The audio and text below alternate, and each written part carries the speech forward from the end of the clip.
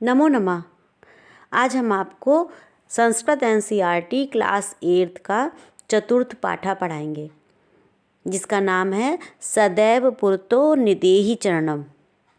इसका मतलब क्या है कि सदैव आगे अपने कदम बढ़ाते चलो। श्रीधर भास्कर वर्णेकर द्वारा विरचित यह प्रस्तुत गीत है, जो चुनौतियों को स्वीकार करते हुए आगे बढ़ने का आह्वान किया गया है। इसके प्रणेता राष्ट्रवादी कवि हैं और इस गीत के द्वारा उन्होंने जागरण और कर्मठता का संदेश दिया है। चलिए पढ़ते हैं फिर इस गीत में क्या क्या है। चल चल पुरतो निदेहि चरणम, सदैव पुरतो निदेहि चरणम। आप सबसे पहले इसकी मीनिंग समझते हैं कि चल चल मतलब चलो, पुरतो पुरतो माने आगे, निदेहि बढ़ाओ, चरणम माने कदम।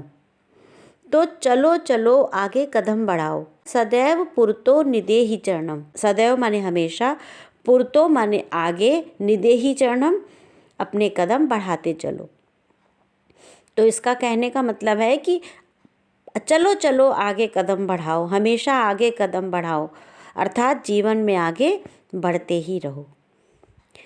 गिर शिखरे ननु निज निकेतनम, विनैव यानम नगारोहणम, बलम स्वकीयम भवति साधनम, सदैव पुरतो निदेहि चरणम। गिर शिखरे माने पर्वत शिखर, ननु निश्चित रूप से, निज निकेतनम मतलब अपना घर, विनैव बिना, यानम माने यान के या किसी भी वाहन के, नगारोहणम माने पर्वतों पर चढ़ना, नग माने पर्वत होता है, आरोहणम माने चढ़ना, बलम माने शक्ति, स्वकीयम अपनी, अपना या अपनी, भवति माने होता है, साधनम माने साधन। तो इसका अर्थ क्या हुआ? गिर शिखरे ननु निज निकेतनम, ननु माने निश्चित ही, निज निकेतनम मतलब अपना घर पर्वत शिखर पर निश्चित ही है। और वहाँ पर हमें कैसे जाना है कि बिनैव यानम नगारोहणम, हमें बिना यान के, बिना किसी वाहन के पर्वतों पर चढ़ना है। बलम स्वकीयम भवति साधनम, स्वकीयम माने अपना बल ही साधन है, अपना बल ही साधन है, अपनी शक्ति ही साधन है। इसलिए सदैव पुरतो निदेहि चरणम, इसलिए हमेशा आगे कदम बढ़ाते रहो। फिर क्या दिया है? पथि पाषाणा विस्मा प्रखरा, हिंस्रा पशवा परितो घोरा, सुदुष्करम खलु यद्यपि गमनम, सदैव पुरतो निदेहि चरणम। पथि पाषाणा, पाषाणा माने पत्थर, और कैसे हैं पत्थर? विस्मा और प्रखरा। विस्मा प्रखरा का मतलब होता है, विषम माने टेढ़े मेढ़े और प्रखर माने नुकीले।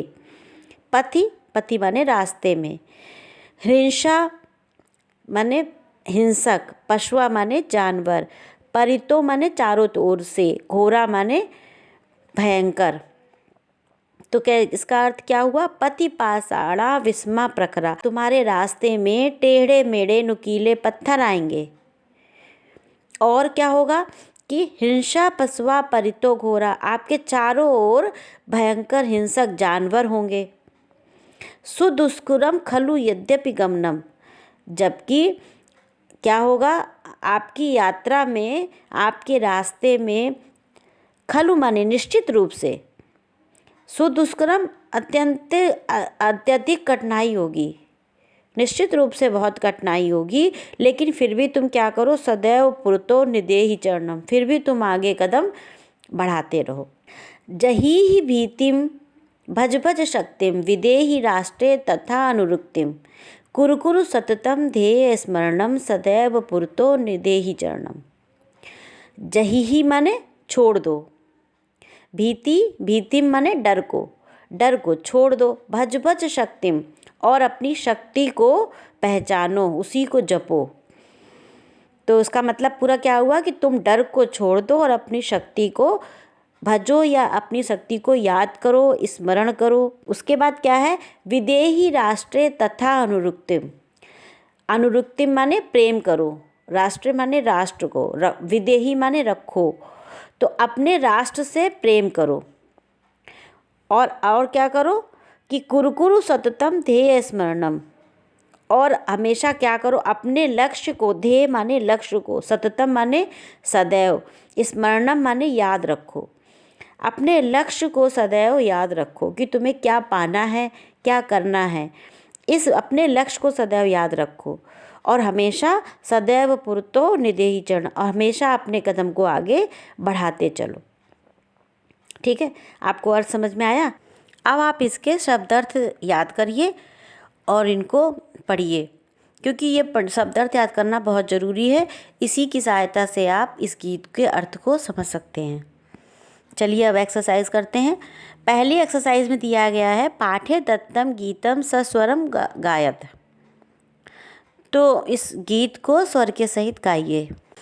सेकंड में क्या दिया है, अधो लिखितानाम प्रश्नानाम उत्तराणि एक पदेन लिखत, नीचे लिखे प्रश्नों के उत्तर को एक पद में लिखना है। स्वकीयम साधनम किम भवति, स्वकीयम अपना साधन क्या होता है। गीत में क्या बताया गया है कि स्वकीयम साधनम क्या होता है, बलम। तो क्या लिखेंगे इसमें, एक पद क्या लिखेंगे, बलम। पति के विषमा प्रखरा, रास्ते में विषम और प्रखर नुकीले क्या हैं, तो लिखेंगे पाषाणा, पत्थर। सततम किम करणीयम, लगातार क्या करना चाहिए, तो इसका उत्तर होगा ध्येय स्मरणम, अपने लक्ष्य को याद रखना चाहिए। ध्येय स्मरणम। एतस्य गीतस्य रचयिता कहा, इस गीत के रचयिता कौन है, श्रीधर भास्कर वर्णेकरा। फिर स कीदृशः कवि मन्यते, ये कैसे कवि माने जाते हैं, राष्ट्रवादी, ये राष्ट्रवादी कवि माने जाते हैं। अब देखिए थर्ड में क्या है, मंजूषाता क्रियापदानि चित्वा रिक्त स्थानानि पूरयत। ये मंजूषाता में जो ये ब्लॉक में ये जो दिया क्रियापद दिए हैं, इन्हीं को चुन करके आपको रिक्त स्थान की पूर्ति करनी है। जैसे एक बताया गया है, मंजूषाता में क्या दिया गया है, निदेहि विदेहि जहिहि देहि भज चल कुरु। अगर आप शब्दार्थ याद कर लेते हैं तो इन सब का मतलब आपको पता होता है, इसलिए शब्दार्थ बहुत इम्पॉर्टेंट है। अब एक उदाहरण दिया गया है, जैसे त्वम पुरता चरणम निदेहि। अब तुम आगे अपने कदम, निदेहि माने रखो, अपने कदम आगे रखो। इसी तरीके से रखो क्या है, निदेहि में क्या है, क्रिया है। ऐसी सब हमको भरना है। जैसे त्वम विद्यालयम, इसमें क्या आएगा, चल, तुम विद्यालय चलो। फिर राष्ट्रे अनुरक्तिम, राष्ट्र के प्रति अनुरक्ति क्या करो, विदेही, रखो, राष्ट्र के प्रति प्रेम रखो। मह्यम जलम, मुझे जल देही, दो। मूढ़ा धनागम तृष्णाम, धन के प्रति जो तृष्णा है उसे क्या करो, जहीही, जहीही माने छोड़ दो, उसे छोड़ दो। फिर डैश गोविंदम, गोविंदम को क्या करो, भज, भज गोविंदम। सततम ध्येय स्मरणम कुरु, सदैव अपने लक्ष्य का ध्यान करो। ठीक है, इस तरीके से आपको क्रियापद भरना है। फोर्थ में क्या है, उचित कथनानाम समक्षम आम, अनुचित कथनानाम समक्षम ना इति लिखत। जैसे एक उदाहरण दिया गया है कि पुरता चरणम निदेहि, सामने अपने कदम को रखो, तो क्या कहते हैं, सामने अपने कदम को रखो, तो ये सही है इसलिए आम लिखा है। इसी तरीके से आपको सही में आम और जो गलत है उसमें ना लिखना है।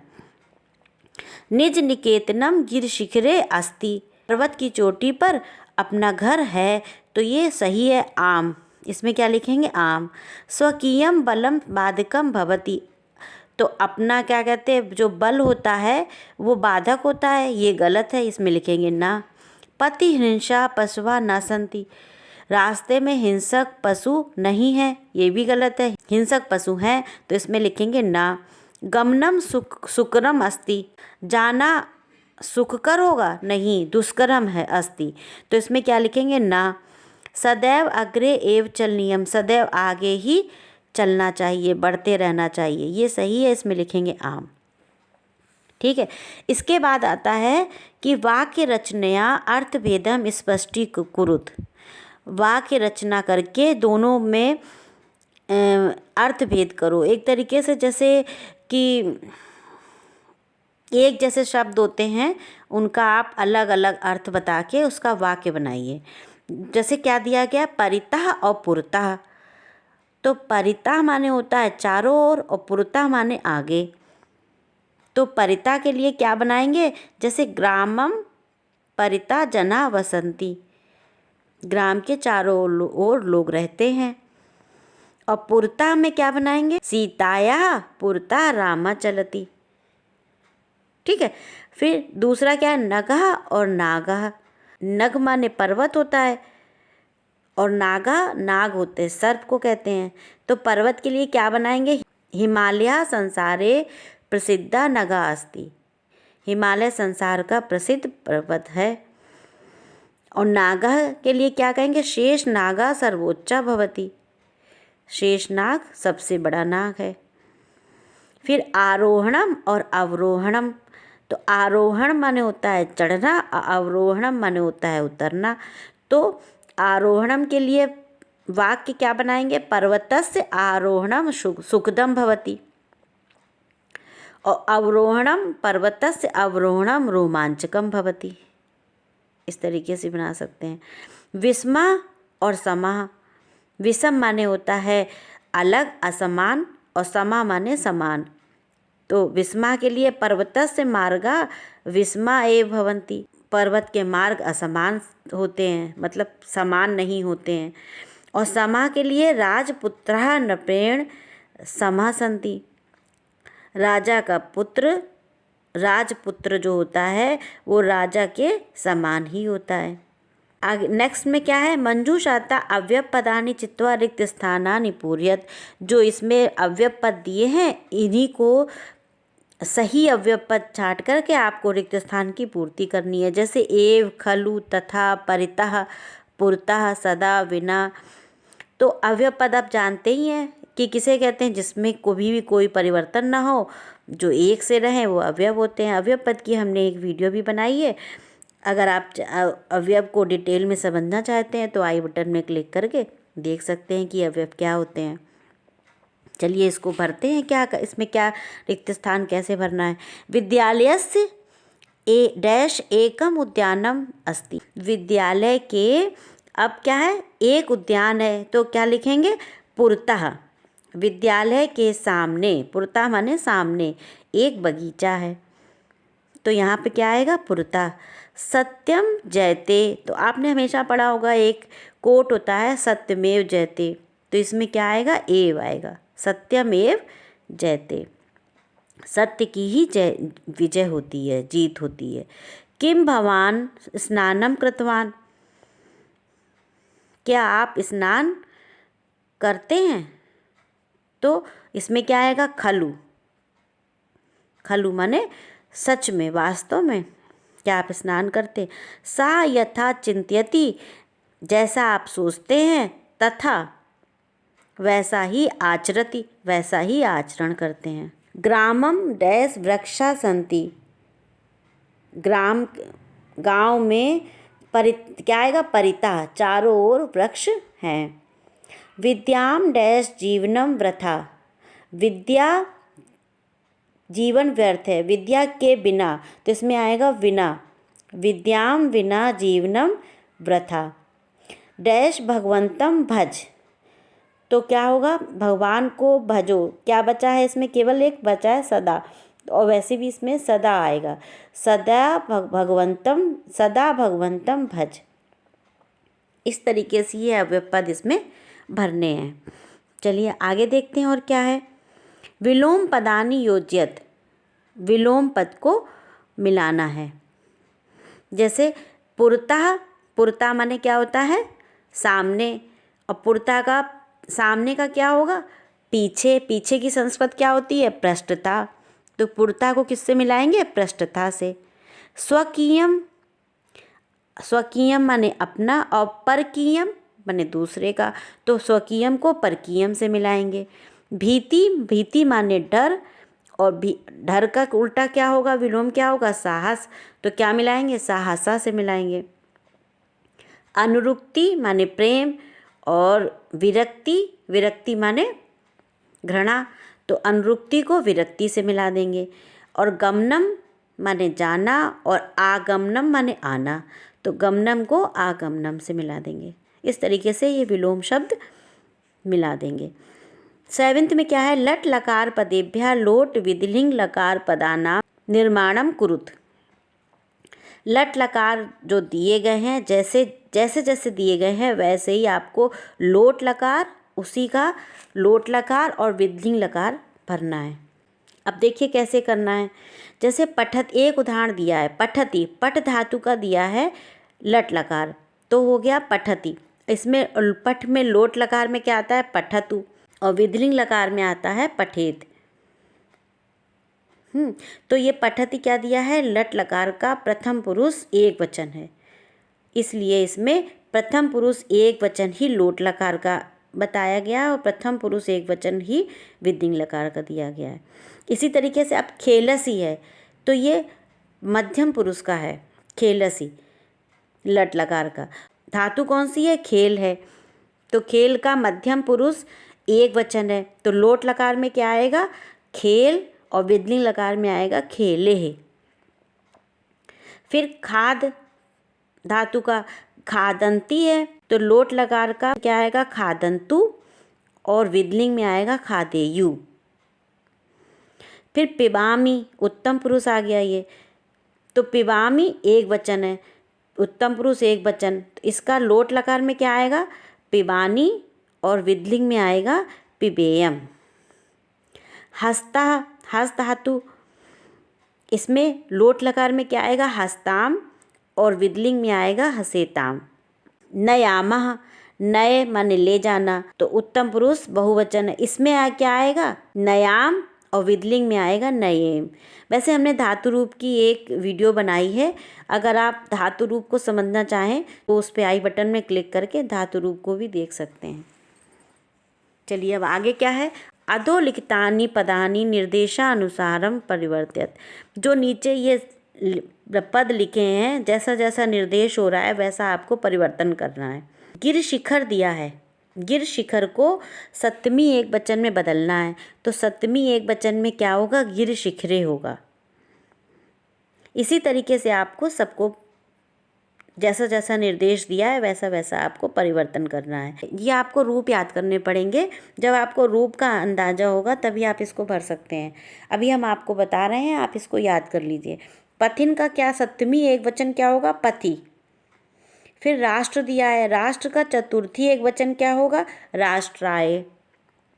जैसे बालकाय बनता है ऐसी राष्ट्राय बनेगा। फिर पाषाण दिया है, पाषाण सप्तमी एक वचन, इसका क्या बनेगा, जैसे गिर शिखरे बना है सप्तमी एक वचन, ऐसे ही पाषाण का बनेगा पाषाणे। फिर यान का द्वितीय बहुवचन बनाना है, तो क्या बनेगा, यानानी। ये नपुंसक लिंग है, इसलिए यहाँ पे फलम फले फलानी की तरह बनेगा, तो यहाँ पे क्या बनेगा, यानानी।